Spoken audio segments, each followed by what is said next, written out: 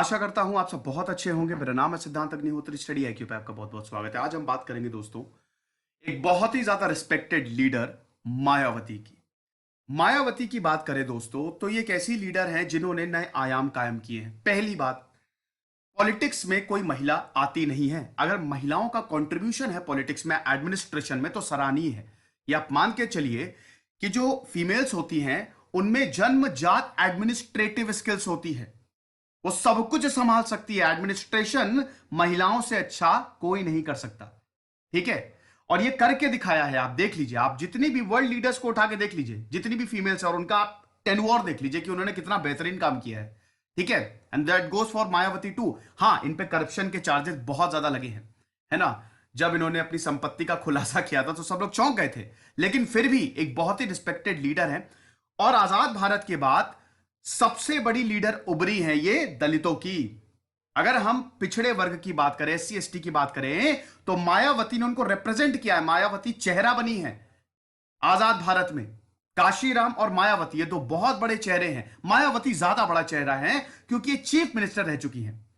तो इनकी कहानी बहुत इंस्पायरिंग है, बहुत ही मोटिवेटिंग है ना। आप भले ही कैसा भी आपका व्यू हो इनको लेके, लेकिन इनकी कहानी बहुत ही ज्यादा मोटिवेटिंग है, बहुत ही ज्यादा इंस्पायरिंग है।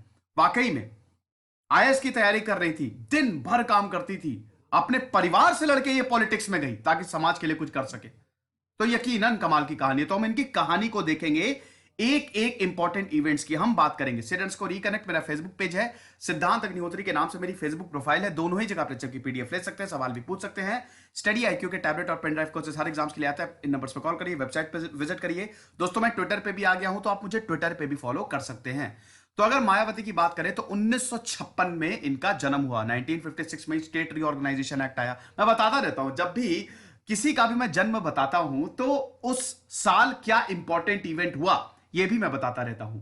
तो यहां पे हम देख रहे हैं कि मायावती का जन्म न्यू दिल्ली में हुआ, नई दिल्ली में हुआ। ठीक है, इनके पिताजी जो थे वो एक थर्ड क्लास एम्प्लॉय थे। ठीक है, थर्ड ग्रेड की नौकरी करते थे, क्लर्क थे पोस्ट ऑफिस में। ठीक है, पोस्ट ऑफिस में नौकरी करते थे। एक मिडिल क्लास फैमिली थी, सब कुछ ठीक ठाक चल रहा था। लेकिन मायावती शुरू से ही बहुत ज्यादा मेहनती थी, बहुत मेहनत करती थी मायावती। ठीक है, अगर हम इनकी बात करें, हम देखते हैं कि इन्होंने अपना बीए जो है वो 1975 में पूरा किया। ठीक है, और उसके बाद इन्होंने लॉ की डिग्री भी ली। लेकिन 1977 में कुछ ऐसा हुआ कि हर कोई देखता रह गया। दोस्तों 21 साल की थी, सिर्फ 21 साल की। 1977 तक था, सत्ता पलटी, जनता पार्टी की सरकार आई। जनता पार्टी के राज नारायण हीरो बने थे। क्यों? राज नारायण कौन भैया? बहुत बड़े लीडर, जनता पार्टी में स्वास्थ्य मंत्री। उन्होंने तो इंदिरा गांधी को कोर्ट में घसीट लिया था कि इन्होंने घपलेबाजी की है। तो राज नारायण एक बहुत बड़े लीडर थे। तभी तो इंदिरा गांधी को बहुत सारे रीजंस थे, लेकिन उनमें एक रीजन ये था कि जो इंदिरा गांधी गिरफ्तार हो जाती, इसीलिए इंदिरा गांधी को इमरजेंसी लगानी पड़ी थी। ठीक है ना, मतलब एक रीजन उसमें यह भी था। तो यहां पे राज नारायण और बहुत बड़े बड़े नेता जो थे वो कॉन्स्टिट्यूशनल क्लब में आए दिल्ली में। ठीक है, वहां पे एक सभा थी। क्यों? क्योंकि उस वर्ग को यहां पे सम्मिलित करने की बात की गई जिनको उस समय राइट्स नहीं थे, मतलब एससी एसटी। तो यहां पे बहुत सारे लीडर्स आए, दलित लीडर्स आए, और बहुत लोगों को बुलाया गया। एससी एसटी जो थे उनको बुलाया गया। राज नारायण ने जब अपनी स्पीच देनी शुरू की तो उन्होंने बार बार हरिजन शब्द का यूज किया।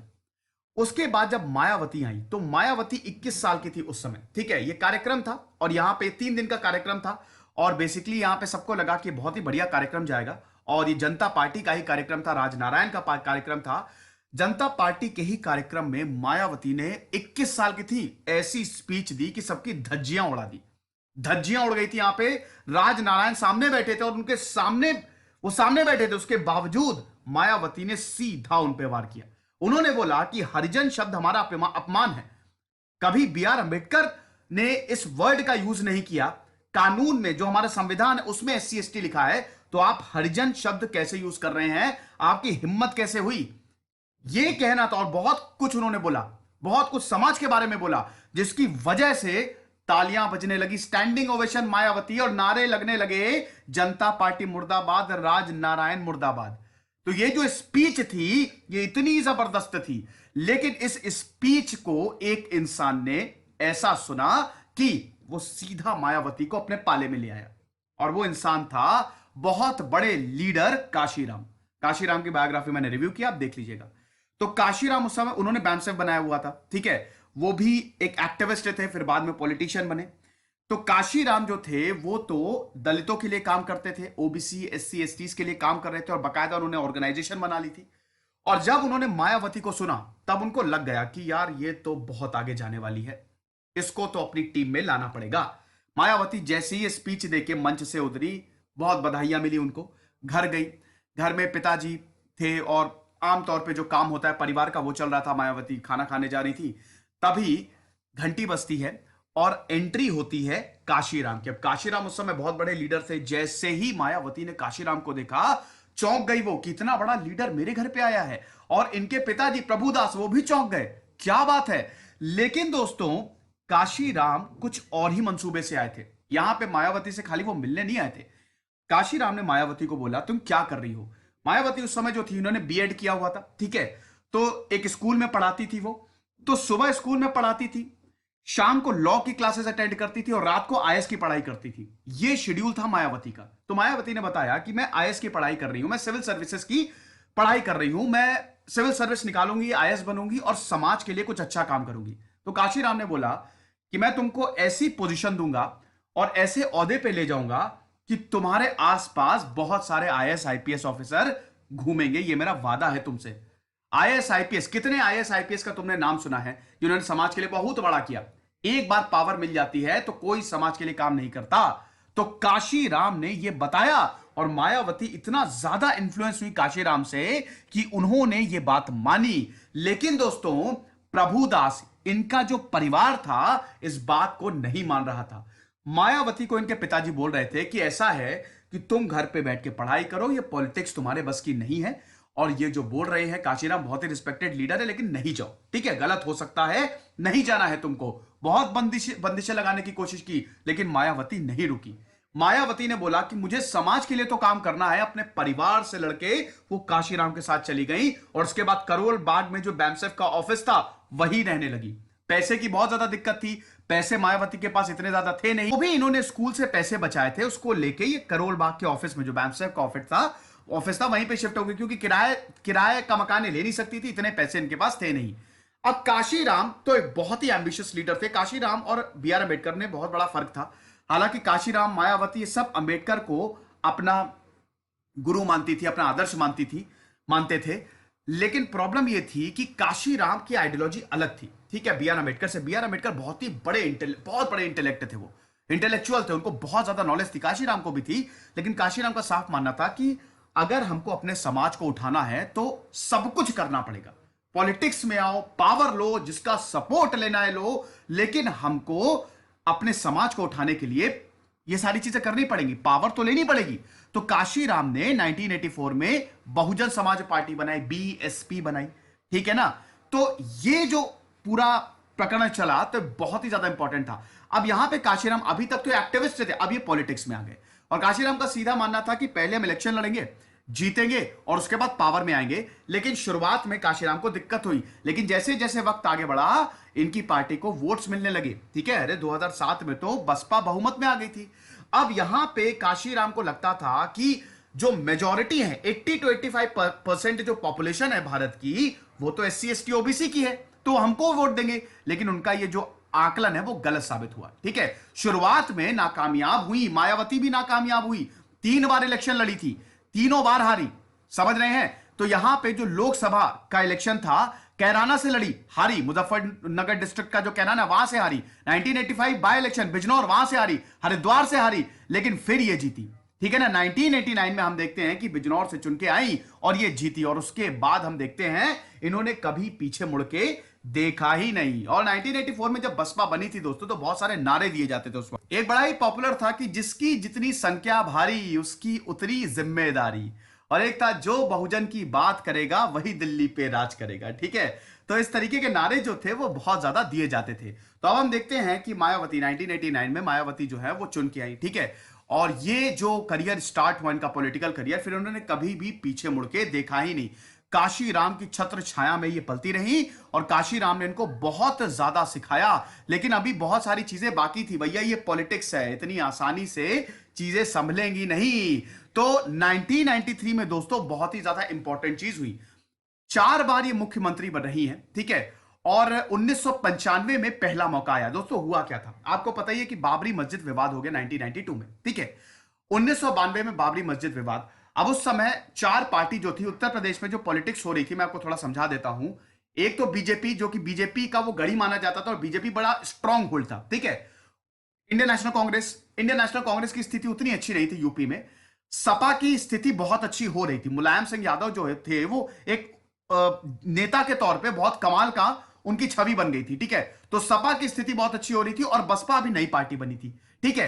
तो यहां पे हम देखते हैं कि जब इलेक्शन हुए 1993 में, हर किसी को चौंका दिया गया। अब उस समय उत्तराखंड नहीं बना था, अभी तो 403 विधानसभा सीटें हैं उत्तर प्रदेश की। उस समय उत्तराखंड बना नहीं था तो 425 सीटें थी, तो बहुमत के लिए आपको 213 सीटें चाहिए। अब यहां पे हम देखते हैं कि बीजेपी को 177 सीटें मिली 1993 के जो इलेक्शन हुए, डिस्पाइट की बर्खास्त कर दिया गया था कल्याण सिंह की सरकार को, जब राम जन्मभूमि विवाद हुआ था, मस्जिद तोड़ी गई थी, लेकिन उसके बावजूद इनको 177 सीटें मिली। लेकिन यहां पे चौंकाने वाली बात यह है कि सपा को मिली 109 सीटें, बसपा को मिली 67 सीट्स। अब यह किसी ने नहीं सोचा था कि ये नई पार्टी बनी है, ज्यादा टाइम तो हुआ नहीं था, अभी 9 साल ही हुए थे पार्टी को बने हुए, इतनी जल्दी पार्टी ने लंबी छलांग मारी। तो 67 सीट्स। अब उसके बाद दोनों ने मिलके, यहां पे हम देखते हैं, सरकार बनाई और दोनों ने मिलकर सरकार बनाई और उसके बाद सपोर्ट मिला था, शायद कांग्रेस को 28 सीटें मिली थी, तो आउटसाइड सपोर्ट भी था।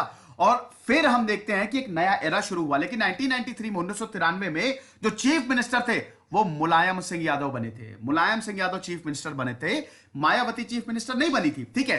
तो यहां पे गठबंधन की सरकार थी, बसपा प्लस सपा, ठीक है। तो बसपा प्लस सपा ने 1993 में गठबंधन की सरकार बनाई उत्तर प्रदेश में। लेकिन दोस्तों 1995 में बहुत खतरनाक चीज हुई, द फेमस गेस्ट हाउस कांड। याद है ना कि नहीं याद है? तो मैं आपको बता देता हूं। काशीराम जो थे वो हॉस्पिटल में थे, ठीक है। मैंने बताया था कि काशीराम डायबिटिक थे, बीमार भी रहने लगे थे, उनको हार्ट अटैक भी पड़ा था, ठीक है, स्ट्रोक भी पड़ा था एक बार, और बाद में 2001 के बाद तो 2002 के बाद तो थोड़ा पैरालिसिस भी उनको हो गया था, प्रॉब्लम हो गई थी। तो काशीराम ने मायावती को बुलाया और लखनऊ उस समय जा नहीं सकते थे, जो समय उत्तर प्रदेश के गवर्नर थे वो थे मोतीलाल वोरा, ठीक है। तो यहां पे बुलाया मायावती को काशीराम ने, और मायावती को यह बोला कि क्या तुम चीफ मिनिस्टर बनना चाहोगी? मायावती, पहली बात तो काशीराम बीमार थे तो बहुत ज्यादा वैसे उनको दुख हो रहा था, ठीक है। और जब काशीराम ने मायावती को यह बात बोली तो मायावती चौंक गई। उन्होंने कहा कि चीफ मिनिस्टर कैसे बन सकते हैं, हमारे पास सपा, हमारा जो गठबंधन है वो सपा के साथ है और सपा की संख्या ज्यादा है और मुलायम सिंह यादव जो है वो चीफ मिनिस्टर है। लेकिन यहां पे काशीराम ने लेटर दिखाया बीजेपी का, भारतीय जनता पार्टी बसपा को सपोर्ट करने के लिए तैयार थी। ये होती है पॉलिटिक्स। देखिए पॉलिटिक्स में सब कुछ जायज है, तो पॉलिटिक्स होती है। यहां पे मायावती को बकायदा लेटर दिखाया और बोला कि ये लेटर जो है ये बीजेपी वालों ने दिया है, सपोर्ट देंगे हम, सपा से अपना जो हमारा सपोर्ट है वो वापस ले रहे हैं और बीजेपी के साथ सरकार बनाएंगे। 1 जून की बात है दोस्तों ये, ठीक है ना, ये सब कुछ जून 1995 में हुआ। लेकिन जब ये बात मुलायम सिंह को पता चली तो मुलायम सिंह हो गए आग बबूला। हुआ क्या था कि यहां पे काशीराम ने लेटर दिखाया, ठीक है, मायावती को। तो मायावती तुरंत गवर्नर के पास गई, मोतीलाल वोरा के पास गई, तो मोतीलाल वोरा को 2 लेटर दिखाए, मतलब 2 चीजें उन्होंने बताई मायावती ने। पहला ये कि हमारे पास बीजेपी का सपोर्ट है, दूसरा हम सपा से अपना सपोर्ट वापस ले रहे हैं, ठीक है। तो अब जाहिर सी बात है सरकार गिर जाएगी, ठीक है। तो यहां पे जब मोतीलाल वोरा ने ये चीज देखी तो उन्होंने बोला कि आपको सही वक्त पे बुलाया जाएगा। मुलायम सिंह यादव को यह बात पता चल गई, मुलायम सिंह यादव हो गए आग बबूला। और 2 जून 1995 बहुत ही काला दिन पॉलिटिक्स में। कुछ ऐसे इवेंट हुए दोस्तों जो बहुत ही अनएक्सेप्टेबल हैं, बड़े घिनौने इवेंट, उसमें से ये एक था गेस्ट हाउस कांड। अब यहां पे हुआ दोस्तों जो गेस्ट हाउस कांड में, मायावती थी गेस्ट हाउस में बंद, ठीक है।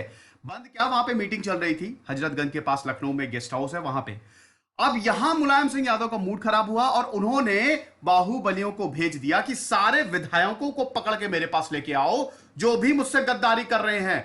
तो दोस्तों ये स्वीट नंबर 1 में ठहरी हुई थी, इस गेस्ट हाउस में मायावती स्वीट नंबर 1 और 2 में विधायक ठहरे हुए थे। एकदम से दंदनाते हुए यहां पे सपा के लोग आते हैं, सपा के बाहुबली लोग आते हैं, दरवाजा पीटना शुरू कर देते हैं। ठीक है, अब मायावती अंदर, उनकी हालत खराब, उनके साथ जो विधायक थे उनकी हालत खराब, बहुत गंदी गंदी गालियां, जाति सूचक शब्द, और बहुत बुरी हालत हो गई थी दोस्तों। पूरी भीड़, जत्थे पे जत्था आया था, और ये बहुत ही शर्मनाक चीज थी दोस्तों, बहुत ही खराब इवेंट। मुलायम सिंह यादव की जब भी हम बात करते हैं, यकीनन एक बहुत ही कद्दावर नेता है, ये बहुत बड़े लीडर, लेकिन ये जो है ना, कुछ ऐसे इवेंट हैं जो कि मुलायम सिंह यादव के करियर पे बिल्कुल सही नहीं लगते, उसमें से एक ये है। ठीक है, तो यहां पे हम देख रहे हैं दोस्तों कि बहुत ही दरवाजा पीटने लगे ये लोग और बोलने लगे कि बाहर निकलो, और उल्टी सीधी बातें, गंदी गंदी बातें। तब यहां पे दोस्तों कुछ कहानियां हैं। ठीक है, वैसे तो जो उस समय के एसएसपी थे उनको कोई खास फर्क नहीं पड़ रहा था, लेकिन डीएम आए, आनंद फानन में डीएम आए, और उन्होंने फिर लाठी चार्ज करवाया, और वहां पे ये बहुत पूरे दिन तक प्रकरण चला, और उसके बाद फिर मायावती को बोला गया कि सब कुछ ठीक है, आप बाहर आ जाइए, सब कुछ ठीक है, आप बाहर आ जाइए। लेकिन तब भी मायावती ने दरवाजा नहीं खोला, इतना ज्यादा डर बैठ गया था। यहां पे दोस्तों सपा के जो बाहुबली थे वो कुछ विधायकों को ले गए थे अपने साथ, और इतने ज्यादा विधायक डर गए थे कि उन्होंने कोरे कागज पे साइन कर दिया था। इतना ज्यादा डर गए थे, और उनको जबरदस्ती वैन में उठा के डाल रहे थे कि चलो ठीक है, मुख्यमंत्री आवास पे चलो। तो मुख्यमंत्री आवास को कुछ विधायकों ले जाया गया, ठीक है, ताकि सरकार बनने ही ना दे। ये सब कुछ हुआ दोस्तों, हम देख रहे हैं। ठीक है, तो यहां पे दोस्तों ये गेस्ट हाउस कांड जो है ये बहुत ही जाना माना है। इसमें एक और कहानी है कि उस समय के बीजेपी नेता ब्रह्मदत्त द्विवेदी, जब उनको पता चला कि मायावती के साथ प्रॉब्लम हो रही है, तो वो लाठी चलाना बहुत अच्छा जानते थे। तो कहानी ये भी है कि वो गए और उन्होंने वहां पे मारा और लड़ाई की, और बाकायदा मायावती को फिर निकाला, और बाद में फिर ब्रह्मदत्त को मायावती अपना भाई मानती थी, जहां से वो इलेक्शन लड़ते थे वहां से अपना कोई कैंडिडेट नहीं खड़ा करती थी वो। ठीक है ना, तो ये कहानी थी। ठीक है, अब दोस्तों कहानी आगे बढ़ती है। यहां पे मुलायम सिंह कुछ नहीं कर पाए, लाठीचार्ज, डीएम ने भयंकर लाठीचार्ज करवाई। ठीक है, और उसके बाद स्थिति को संभाला गया।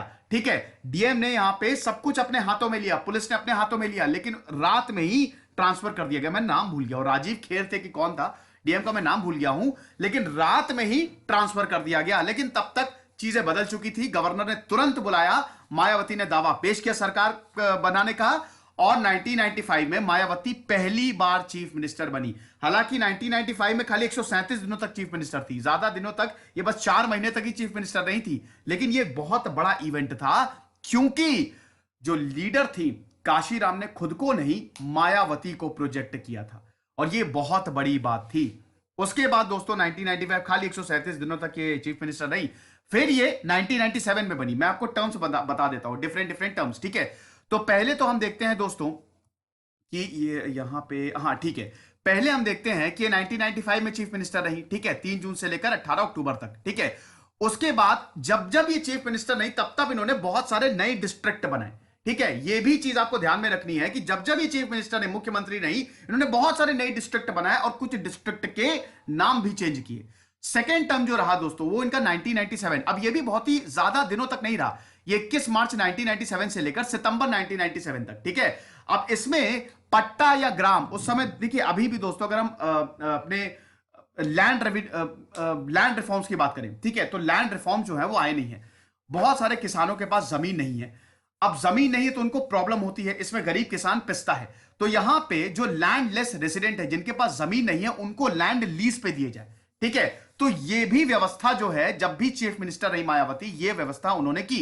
मायावती ने अपने टेन्योर में बहुत अच्छी, बहुत वेलफेयर स्कीम चलाई हैं, लेकिन इन पे इल्जाम भी बहुत ज्यादा लगे। वर्ल्ड बैंक तक ने इनको क्रिटिसाइज किया था, ठीक है, कि इसमें कुछ घपलेबाजी है। 1997 में दोस्तों हम देखते हैं कि इन्होंने अगेन कुछ नए डिस्ट्रिक्ट बनाए और बहुत सारे स्टैचूज भी बनाए। मायावती ने स्टैचूज भी बहुत सारे बनाए। उसके बाद दोस्तों हम देखते हैं कि 2002 में भी, 2002 से लेकर 2003 तक भी चीफ मिनिस्टर बनी, और यहां पे भी बीजेपी ने सपोर्ट किया। पहले मायावती बीजेपी के साथ थी, बसपा बीजेपी के साथ थी, ठीक है। फिर 2003 में इलेक्शन हुए और मुलायम सिंह यादव की सरकार रही, सपा जीती। तो 2003 से लेकर 2007 तक सपा रही, ठीक है ना।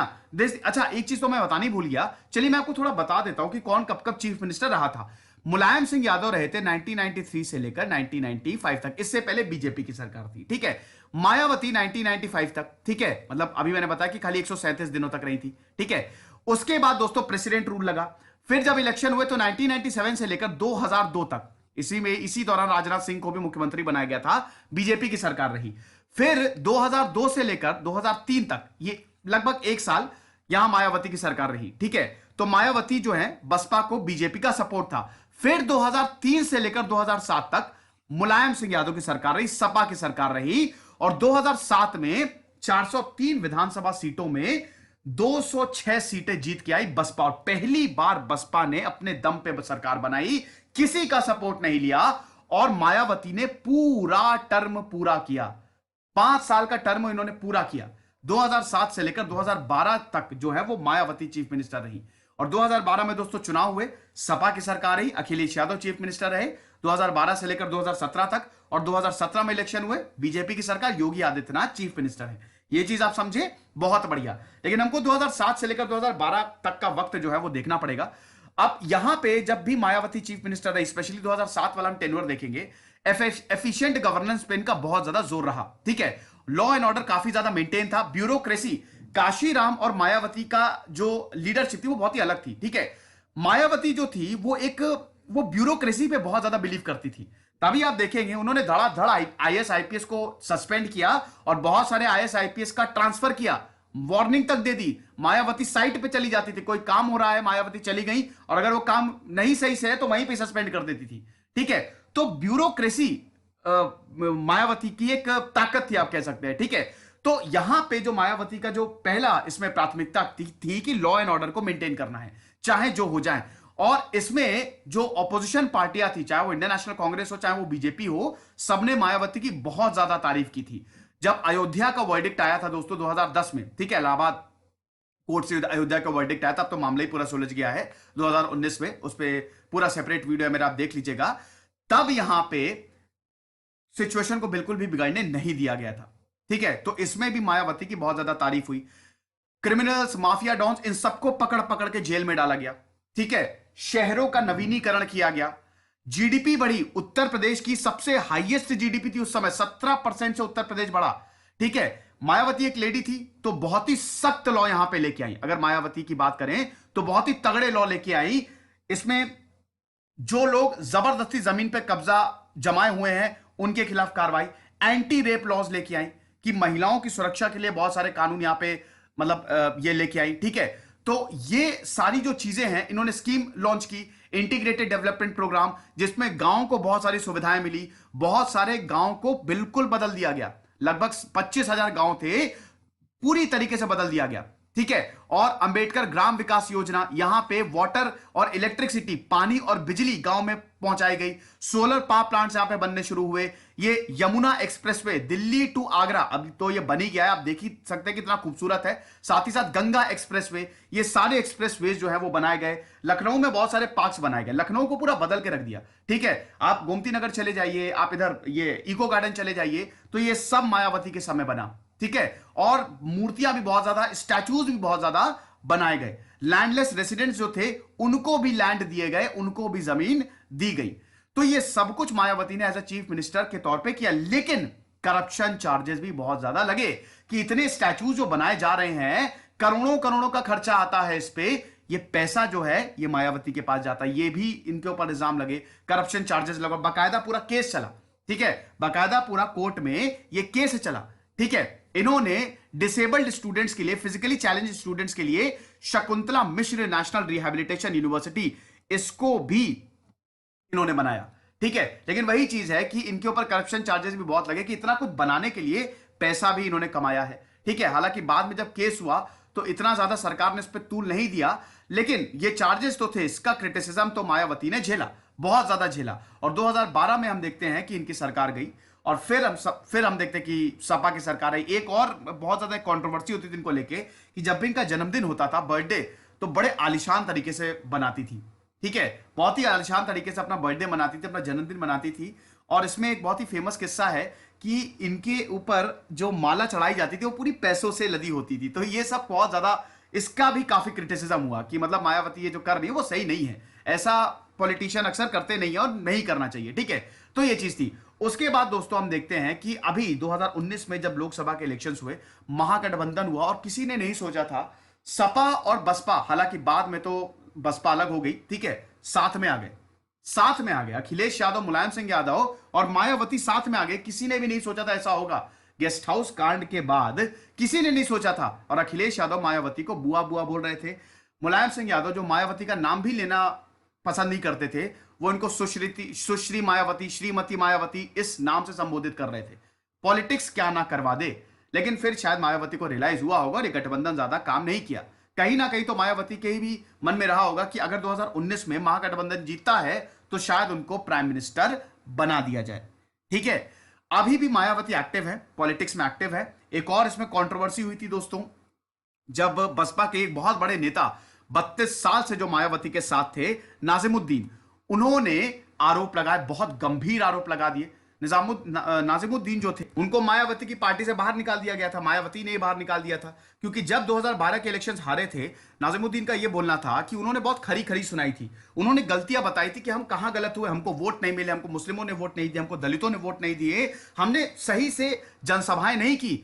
आप मायावती को बोला कि आपने खाली 55 जनसभाएं की, बल्कि और पॉलिटिकल पार्टीज 200 और 250 जनसभाएं कर रहे हैं। ठीक है, तो मायावती ने यहां पे बहुत ही तंज करते हुए बोला क्या करूं, मर जाऊं।